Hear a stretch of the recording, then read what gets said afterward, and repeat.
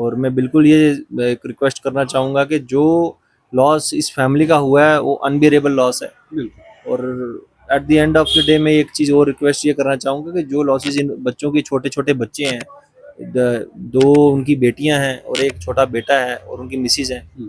तो उनको at least 4 member हैं फैमिली के, 4 में से 1 या 2 को एक गवर्नमेंट जॉब दी जाए सो दैट कि उनका फाइनेंशियली फ्यूचर सिक्योर हो जाए और एक वो अच्छा अपना भविष्य देख सकें और अपने आप को एक अच्छा भारतीय कह सकें, ताकि वो भी पढ़ लिख करके इस देश में बॉर्डर के लोगों को इंसान समझें, कीड़े मकोड़े मत समझें कि कोई बात नहीं 5-10 मर गए तो मर गए, कोई बात नहीं, क्या हो गया, इनको दे देंगे रिलीफ देके तो वो होगी।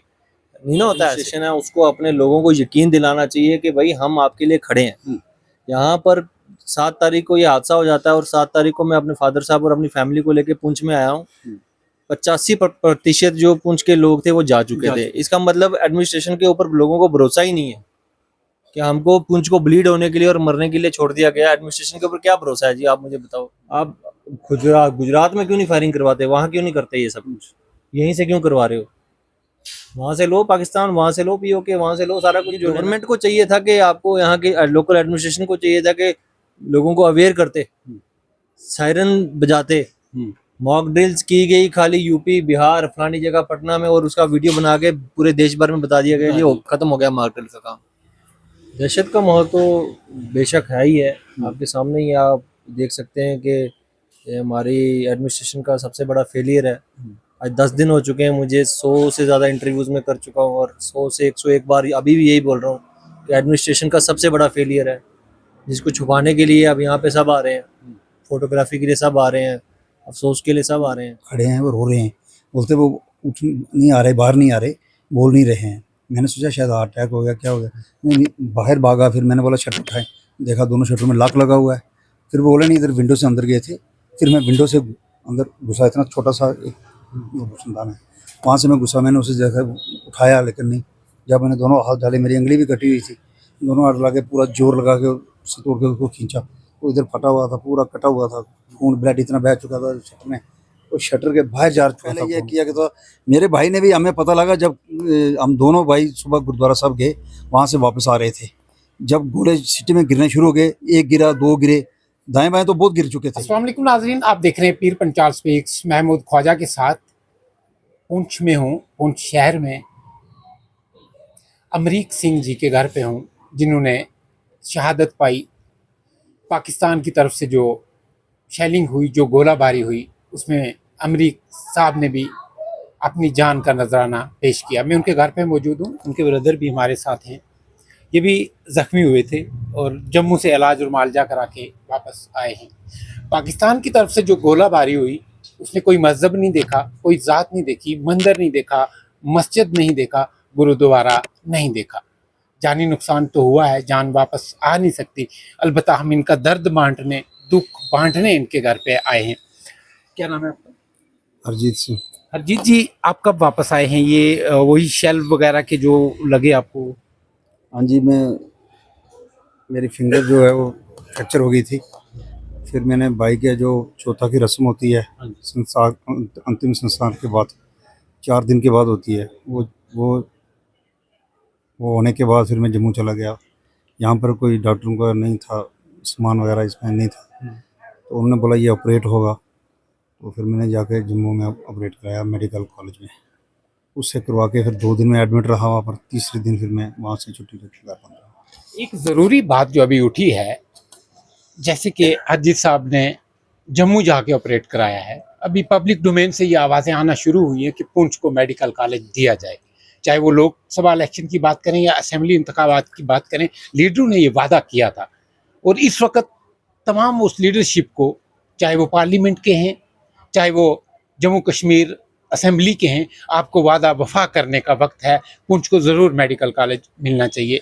अजीत जी, हिफाजती इंतजामात की अगर हम बात करें तो इंतज़ामिया को, मरकज़ी सरकार को, यूटी गवर्नमेंट को किस तरह से इक़दामात उठाने चाहिए कि सिटी के अंदर ही बैंकर जो है वो तामीर किए जाए, क्योंकि पाकिस्तान का कोई भरोसा नहीं है, वो कब फिर से ऐसे ही हरकतें जो है वो शुरू कर दें। ये तो उनको करना ही चाहिए जब, लेकिन उससे पहले ऐसे भी अगर लोगों को थोड़ा सा पहले बता देते, जैसे उन्होंने बोला कि हम मॉक ड्रिल करेंगे, वो उन्होंने लोगों ने समझा ये ऐसा, कल देखेंगे कल कैसे क्या हो रहा है, लेकिन उन्होंने ये सब कुछ बताया ही नहीं। अगर ऐसे भी अगर वो मोर्चे की बात तो अलग की बात है, ऐसे भी अगर वो बता देते तो लोग हो जाते। जब हमारे भाई की जान चली गई सुबह सुबह 7-8 बजे जब पाकिस्तान ने फायरिंग शुरू की, उस रात को इन्होंने फायरिंग शुरू की पहले 1:30-2 बजे, उसके बाद सुबह उन्होंने शुरू की, उन्होंने तो सीधा सिटी को टारगेट किया। उसके बाद इतने गोले 71 में और 65 में नहीं यहाँ पे हुए, सिटी में ये पहली बार हम लोगों ने देखा। तो अगर ये बोल देते तो सभी लोग देखो, जब मेरे भाई की जान गई 7 मई को, उसके बाद देखो रात भर जब हमने अंतिम संस्कार किया, उसके बाद पूरी रात भर लोग अपने अपने लोगों को दहशत का माहौल था, पता कि गोलाबारी हो रही है, गाँव में भी हो रही है, सिटी में भी हो रही है। लोग जो जैसे डबल स्टोरी है, कोई नीचे जाके बेस में छुप गया, कोई कहीं छुप गया, अगर किसी की सिंगल स्टोरी है वो दूसरे के घर में जाके छुप गया। तो हम ये सोच रहे थे कि सुबह हम उठेंगे तो यही सुनेंगे कि पता नहीं कितनी लाशें गिरी हुई हैं, कितने मकान गिरे हुए हैं। वही बात हुई, कोई लाश नहीं गिरी, मकान तो नुकसान हुए लोगों के, लेकिन उसमें कोई हादसा नहीं हुआ। उस पहले दिन से ज़्यादा गोलाबारी हुई दूसरे दिन, ठीक है। उसमें क्या क्या लोगों को पता चल गया था कि जंग जारी हो चुकी है और जंग लगी हुई है। कुर्बानी जिन्होंने दे दी उनको दे दी। अगर उनको पहले यह किया कि था, मेरे भाई ने भी, हमें पता लगा जब हम दोनों भाई सुबह गुरुद्वारा साहब गए, वहाँ से वापस आ रहे थे, जब गोले सिटी में गिरने शुरू हो गए, एक गिरा, दो गिरे, दाएं बाएं तो बहुत गिर चुके थे। लेकिन जब खुद हमने जाके फॉरेस्ट डिपार्टमेंट में देखा, जो एक वहाँ से गिरा हुआ था, वो खुद देख के आए हम। उसी बाजार से घूमते हुए हम जब घर पहुँचे तो इधर चौक, हमारे साथ चौक में इस बाजार में एक गिरा। जब वो गिरा तो यहाँ कई आदमी थे, सब भाग के घरों में चले गए। मेरे भाई ने, मैं खुद, हम दोनों ऊपर आए। उसका ये ऊपर वाला शेड है, रूम है, मेरा ये वाला है। हम दोनों आए, उसने अपने दोनों बेटियों को, एक बेटे को, अपनी वाइफ को, सबको इकट्ठा किया। दोनों को ज़बरदस्ती, गुस्से से, जबरदस्ती, तेज़ी से, इतनी तेज़ी से, फुर्ती से, मैंने बोला इधर नीचे आ जाओ। बोला नहीं, आप भी नीचे आ जाओ, हमारी एक शॉप है, वो बहुत थोड़ी अंदर से बेसमेंट है, उसमें थोड़ा वहाँ चले जाते हैं तो बंद कर दे देंगे, सफाई वगैरह करते हैं, तो जल्दी आ जाओ। इमीडिएटली वो शटर उठाया, उसने अंदर चला गया। वो, मैं इधर अभी रूम में ही था, मेरे बड़े भाई का फ़ोन आ गया जम्मू से, वो फ़ौजी है, बोलने लगा क्या हो रहा है क्या नहीं हो रहा। मेरे को आवाज़ कम रही थी, मैं वहाँ से इधर निकला, इधर यहाँ पे आ गया गैलरी में। मैं बात कर रहा था उनसे। हमारे साथ घमांडी है, एक हमारा पड़ोसी है, वो एक लड़का आया यहाँ मुझे पूछने लगा, ये बोला कहाँ पे गिरा। मैंने बोला वो चौक में गिरा। वो मेरे साथ बात ही कर रहा था, अचानक आके बोला यहाँ पे गिरा हमारी चौक में, जिससे वो यहीं पे ऑन स्पॉट डेथ हो गई उसकी।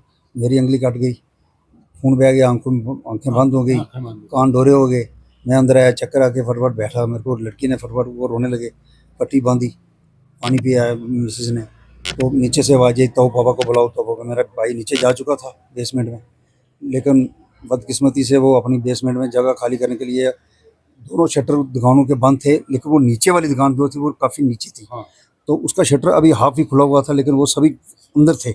लेकिन मेरा भाई उस विंडो से निकल कर कुछ सामान वगैरह निकालता होगा, कुछ साफ़ करें अंदर, क्या पता था कि अभी चौक में आ जाएगा। तो वो विंडो से अंदर आया। जब विंडो से अंदर आया तो वो सामान निकालते करते ब्लास्ट हो गया। वो हमारे पूरे शटर, जैसे ये देखो दीवार से सुराख है, इसी तरह नीचे से शटर है, वो शटर से पूरा ब्लास्ट जाके उसकी यहाँ चेस्ट पे लगा। वो ऑन स्पॉट वहीं पे अपने काउंटर पे, जहाँ पे वो बैठता था दुकान पे, वहीं पे गिर गया। तब मैं नीचे गया तो वो जो मेरे साथ बात कर रहा था, उसकी डेड बॉडी बाहर पड़ी हुई थी, ऑन स्पॉट वो ही मर चुका था। फिर हम नीचे से मैं गया, मैंने देखा सभी खड़े हैं, वो रो रहे हैं, बोलते वो उठ नहीं आ रहे, बाहर नहीं आ रहे, बोल नहीं रहे हैं। मैंने सोचा शायद हार्ट अटैक हो गया, क्या हो गया। मैं बाहर भागा, फिर मैंने बोला शटर उठाएं, देखा दोनों शटर में लॉक लगा हुआ है। फिर बोले नहीं, इधर विंडो से अंदर गए थे। फिर मैं विंडो से अंदर घुसा, इतना छोटा सा एक रोशनदान है, वहाँ से मैं घुसा। मैंने उसे जैसा उठाया, लेकिन नहीं। जब मैंने दोनों हाथ डाले, मेरी उंगली भी कटी हुई थी, दोनों हाथ लगा के पूरा जोर लगा के उसे तोड़ के उसको खींचा। वो इधर फटा हुआ था, पूरा कटा हुआ था, खून ब्लड इतना बह चुका था शटर में, वो शटर के बाहर जा चुका था खून, उसका ब्लड इतना उठा के। फिर उन्होंने बाहर से शटर खींचा, गाड़ी आई लेके गए, लेकिन कोई है ही नहीं, गवर्नमेंट का इधर इंतजाम नहीं था। गवर्नमेंट का कि छोड़ो, लोग भागे सभी, दहशत का मुर्गा। एक डेड बॉडी बाहर पड़ी हुई थी, उसको उसके घर वालों ने आके उठाया। मैंने अपने भाई को उठाया, उसके बेटा छोटा है बिल्कुल, अभी 8th में गया है, उसने टांगे पकड़ी, भारी जवान था, तगड़ा था, उठाया नहीं जा रहा था, बड़ी मुश्किल से गाड़ी में डाला, ले गया हॉस्पिटल में, डेथ हो चुका थी उन्होंने। ये सारी सिचुएशन, ये दर्द है जो बयान नहीं हो पा रहा। हरजीत साहब का ये कहना है कि जैसे आप मॉक ड्रिल कर रहे थे, ऐसे ही आपने अगर हमें इंस्ट्रक्शन दी होती तो हम जो है सेफ मकामात की तरफ निकलते। और इतनी हम सेफ मकामात की तरफ निकलते और इतनी जानों का नुकसान जो है वो ना होता। बहरहाल जो हमारे शोहदा हैं हमें उन पर फ़ख्र भी है और हम उनकी जो रूहें हैं उनको उनके लिए दुआ करते हैं कि उनको अच्छे मकाम अल्लाह तबारक व तआला जन्नतुल फिरदौस में आला मकाम अता करे और जो लवाहिकीन हैं उनको सब्र जमील अता करे। और साथ में ही सरकार से ये गुजारिश करते हैं, इंतज़ामिया से ये गुजारिश करते हैं कि गरीब गुरबा लोग जो हैं ये बेकस हैं, लाचार हैं, मजबूर हैं। वो लोग कुछ लोग तो यहाँ से निकल गए, जो नहीं निकल पाए, आने वाले वक्त में ऐसे हालात ना बने। ऐसे अगर हालात बन जाते हैं खुदा ना ख्वास्ता, उनके साथ निपटने के लिए आपने सिटी के अंदर बंकर जो हैं कसीर तादाद में तैयार कराने हैं और ख़ासकर हेल्थ फैसिलिटीज़ जो है इमरजेंसी के लिए आपने इस पर पूरी तरह से काम करना है। क्या नाम है आपका? मेरा नाम जमरोद सिंह है। जमरोद जी, किस तरह से देखते हैं उस वक्त का माहौल, दहशत, और अभी जो कहा जा रहा है, हमने तो अभी देखा है कि उतनी चहल पहल नहीं है मार्केट में भी, कि ज़िंदगी जो है वो मामूल पे आ रही है। दहशत का माहौल तो बेशक है ही है, आपके सामने ही आप देख सकते हैं कि ये हमारी एडमिनिस्ट्रेशन का सबसे बड़ा फेलियर है। आज 10 दिन हो चुके हैं, मुझे 100 से ज़्यादा इंटरव्यूज़ में कर चुका हूँ और 100 से 101 बार अभी भी यही बोल रहा हूँ कि एडमिनिस्ट्रेशन का सबसे बड़ा फेलियर है, जिसको छुपाने के लिए अब यहाँ पे सब आ रहे हैं, फोटोग्राफी के लिए सब आ रहे हैं, अफसोस के लिए सब आ रहे हैं। ये अफसोस ना करना पड़ता अगर एहतियात बरती गई होती, पहले लोगों को बताया गया होता। पहले हमारे 2-3 घरों की शहीदियाँ होने के बाद अगर लोगों को एहतियात पता चल गई इतनी, उसके अगले दिन जैसे इन्होंने बताया कि उससे 4 गुना शेलिंग हुई, बिल्कुल, पर किसी की जान नहीं गई। तो ये गवर्नमेंट को चाहिए था कि आपको यहाँ के लोकल एडमिनिस्ट्रेशन को चाहिए था कि लोगों को अवेयर करते, सायरन बजाते, मॉक ड्रिल्स की गई खाली यूपी, बिहार, फलानी जगह पटना में, और उसका वीडियो बना के पूरे देश भर में बता दिया गया ये खत्म हो गया मॉक ड्रिल का काम। तो ये ऐसे नहीं होता है। अगर जो आप बॉर्डर के लोगों को इंसान समझें, कीड़े मकोड़े मत समझें कि कोई बात नहीं 5-10 मर गए तो मर गए, कोई बात नहीं, क्या हो गया, इनको दे देंगे रिलीफ देके तो वो होगी, नहीं ना होता ऐसे। कल प्रधानमंत्री साहब ने भी जब नेशन से खिताब किया तो पुंछ के लोग दुखी हैं कि हमारे शोहदा का जिक्र नहीं किया गया। ये तो बड़ी शर्म की बात है, शर्म की बात है कि प्रधानमंत्री जी को एटलीस्ट चलो बाकी लोगों का वो जिक्र उनको यहाँ पे बिल्कुल करना चाहिए था। जहाँ पे बॉर्डर में शेलिंग हो रही है, आप पहले मैप खोल के देखिए कि पाकिस्तान और भारत का जो सीमा है वो कहाँ कहाँ पे है। आप गुजरात में क्यों नहीं फायरिंग करवाते, वहाँ क्यों नहीं करते ये सब कुछ, यहीं से क्यों करवा रहे हो? वहाँ से लो पाकिस्तान, वहाँ से लो पीओके, वहाँ से लो सारा कुछ जो लेना है, ऐसा नहीं है। बाकी ये है कि उनको, मेरे हिसाब से तो, मेरे को तो बड़ा ही अफसोस है इस बात का कि उन्होंने इतनी बड़ी स्पीच दी और 2 मिनट के लिए एटलीस्ट यहाँ के जो लोगों ने जिन्होंने जान गंवाई है उनको इतना अफसोस तो करना चाहिए था। बड़ी दुख की बात है। मैंने देखा कि नेशनल मीडिया, हम लोग तो कवर कर रहे थे जितना हो सकता था हमसे, नेशनल मीडिया ने यहाँ की एक भी कैजुअलिटी के लोगों के साथ, चाहे वो हिंदू है, मुस्लिम है, सिख है, ईसाई है, उनके जज्बात के साथ खेलने की इजाज़त नेशनल मीडिया को क्यों सरकार दे रही है? देखिए जी, ये तो राइट टू स्पीच है कि कोई भी कुछ भी कैमरा लेकर के आजकल जर्नलिस्ट बन जाता है। बिल्कुल। ठीक है, तो चावलों में कंकर तो होते ही हैं, ऐसी बात नहीं है कि पूरा नेशनल मीडिया ही वो खराब है। यहाँ पे हमारे पास कुछ ऐसे सज्जन भी पहुंचे हैं जिन्होंने प्रॉपर जो हमने रिपोर्ट दी है उनको बताया, वो दिखाया है। ऐसा नहीं है। बाकी अब इस चीज़ में हम किसी के ऊपर हम टिप्पणी नहीं कर सकते कि उसने नहीं सच दिखाया या सच दिखाया। वो तो है ही है कि जो भी है उन्होंने अपने हिसाब से कट शॉट एडिट करके बताना है, पर जो बिकी हुई मीडिया है वो तो फिर वो अपने हिसाब से दिखाएंगे, उसमें हमारा क्या, इसमें हम क्या बोल सकते हैं। हफाजती तदाबीर जो हैं उनको किस तरह से अपनाया जाए सरकार की तरफ से, इंतज़ामिया की तरफ से, कि आने वाले वक्त में, क्योंकि पाकिस्तान पर भरोसा नहीं किया जा सकता, वो कभी भी ऐसी हरकत जो है वो करेगा, लेकिन किस तरह से हफाजती जो इंतज़ामात है वो किए जाएं और लोगों के तहफ़्फ़ुज़ को यकीनी बनाया जाए। ठीक है जी, मेरा तो ये कहना है कि पहले तो हमारे भारत की जो अथॉरिटीज़ हैं या जो एडमिनिस्ट्रेशन है उसको अपने लोगों को यकीन दिलाना चाहिए कि भाई हम आपके लिए खड़े हैं। यहाँ पर 7 तारीख को ये हादसा हो जाता है और 7 तारीख को मैं अपने फादर साहब और अपनी फैमिली को लेके पुंछ में आया हूँ। 85% जो पुंछ के लोग थे वो जा चुके थे। इसका मतलब एडमिनिस्ट्रेशन के ऊपर लोगों को भरोसा ही नहीं है कि हमको पुंछ को ब्लीड होने के लिए और मरने के लिए छोड़ दिया गया। एडमिनिस्ट्रेशन के ऊपर क्या भरोसा है जी, आप मुझे बताओ।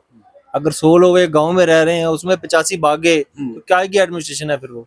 बाद में तो आएंगे सभी, दूर दूर से भी आएंगे, बम्बे कलकत्ते से भी आएंगे यहाँ पे जी। अब बहुत अफसोस है, उसका कोई फन नहीं है। पहले आपने लोगों का भरोसा जीतो, और जो यहाँ के पॉलिटिकल जो लीडर्स हैं और जिनको इस चीज का ये है कि हम कोई बाहर से आता है उसकी चापलूसी बंद करें, उसको ग्राउंड रियलिटी बताएं रियलिटी बताएं कि भाई गांव में कितने बंकर बने हैं, उनकी बिल्ड क्वालिटी क्या है।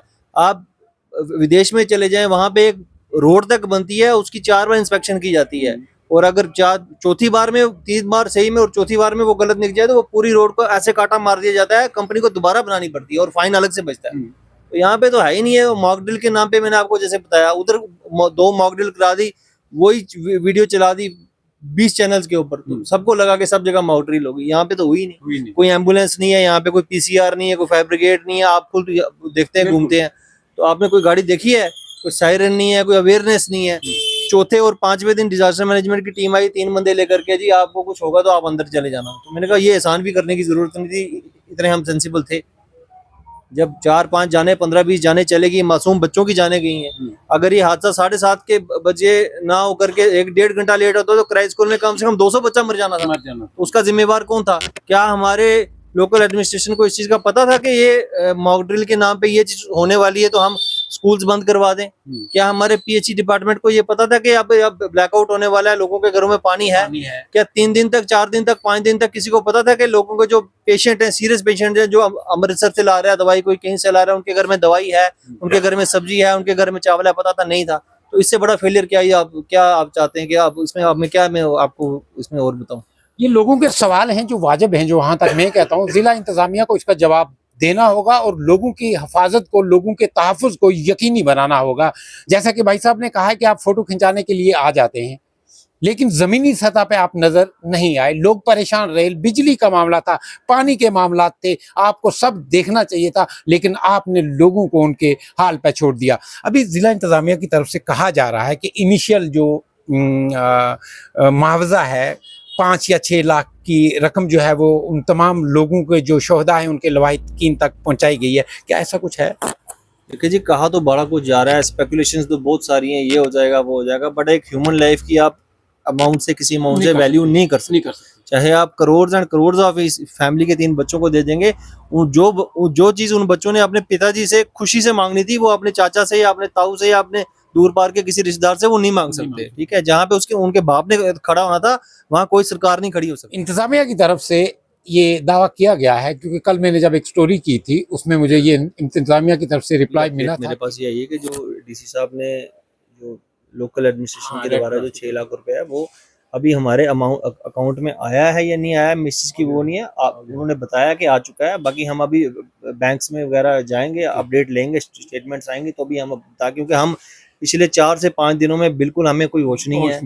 फैमिली में लोगों का जमावड़ा लगा हुआ है, हमारे पास पानी और खाना खाने तक का इतना वक्त नहीं है, क्योंकि वो अमरीक सिंह जी एक सोशल पर्सनैलिटी थे। बिल्कुल। और हजारों की तादाद में लोग हमारे पास दुख जाहिर करने के लिए बड़ी दूर दूर से आ रहे हैं। तो इन कोई भी अमाउंट या वो जो भी आ रहा है धनराशि, ये हम जब उनका पूरा क्रिमेशन रिचुअल्स खत्म हो जाएंगे उसके बाद हम एक स्टेटमेंट जारी कर देंगे कि हमको यहाँ से ये हेल्प हुई है या जो भी हुआ है, उसके बाद लोगों की हिफाजत को यकीनी बनाना आपका काम है, चाहे वो अहले सियासत हो या इंतजामिया हो, मरकजी सरकार हो, यूटी की गवर्नमेंट हो। लोगों के अंदर ये खौफ है कि हमारी सरकार हमारी हिफाजत नहीं कर सकती।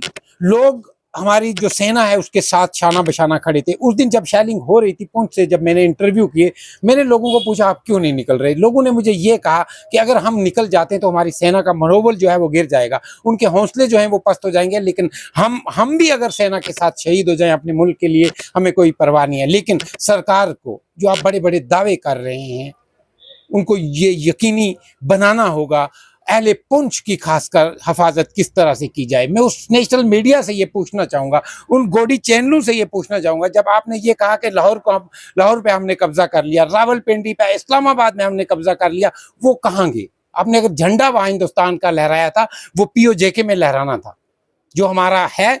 और हम ये चाहते थे कि पाकिस्तान ऑक्युपाइड कश्मीर को हम वापस लें, उसके बजाय नेशनल जो गोदी मीडिया है, गोदी चैनल्स को पाबंदी होनी चाहिए। ये ग्राउंड रियलिटी जो है ये नहीं बताते। जैसे कि अब जो हो चुका है वो तो हम उसको बदल नहीं सकते। हाँ। उससे सीखना ही एक, कहते हैं कि अगर आप एक गलती से 2 गलती से सीख जाएं तो उसको अक्लमंदी कहा जाता कहा है। जाता है। और मेरी यही at the end of the day request यही रहेगी हमारे एडमिनिस्ट्रेशन से कि जो गलतियां उनसे हुई हैं वो मेक श्योर करें कि फ्यूचर में ना हो, और बाकी जो इनोसेंट लोग हैं उनकी जान ना जाए, किसी को अपनी जान से हाथ ना धोना पड़े।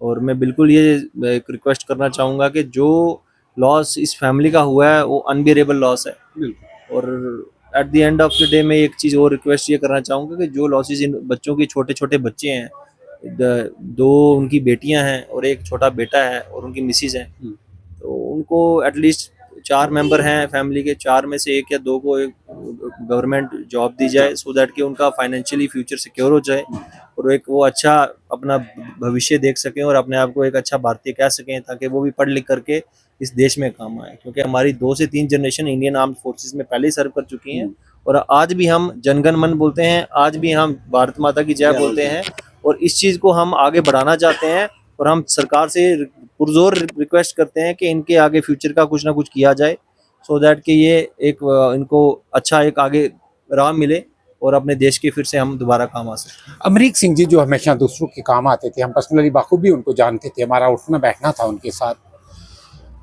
वो इस दुनिया को छोड़ के चले जाते हैं, मुल्क पे शहीद हो जाते हैं और उनके जो लवाहिकीन है उनकी ये डिमांड है कि उनके बच्चों को या उनकी जो अहलिया हैं उनको जो सरकारी नौकरी जो है दी जाए, ताकि उनका मुस्तकबिल जो है वो अमन व अमान से गुजरे और उनके जो बच्चे हैं वो उनके जो ख्वाब हैं वो पूरे कर सकें। कमेंट सेक्शन में अपनी राय ज़रूर रखिएगा। अपना और अपनों का बहुत ख्याल रखिए। देखते रहिए पीर पंचाल स्पीक्स।